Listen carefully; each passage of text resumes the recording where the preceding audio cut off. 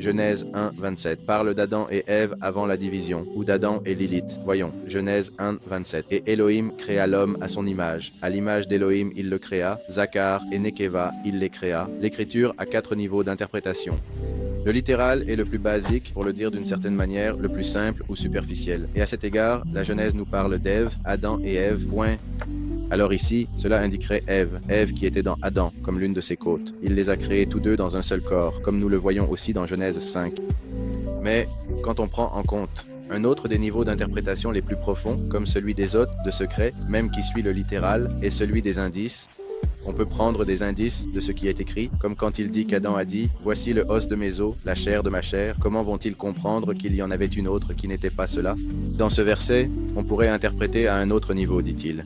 Et Elohim créa Adam à son image, à l'image d'Elohim il le créa. Il dit « Varon », qui en hébreu serait Zakar, et qui serait aussi un mot lié à la mémoire, ou le souvenir. Et ensuite il dit « Benekeiba », comme le mot pour Embra, en disant « là, Embra » est un terme différent de celui utilisé plus tard pour dire femme, par exemple, Isha. Donc dans ce sens, je répète, d'un autre niveau d'interprétation, cela serait compris comme une créature, Embra, de forme féminine, mais qui ne se serait pas soumise, et c'est pourquoi elle n'aurait pas atteint le niveau d'Isha, ou le niveau de femme, et serait restée uniquement Embra, qui est un terme également utilisé avec des animaux, n'est-ce pas?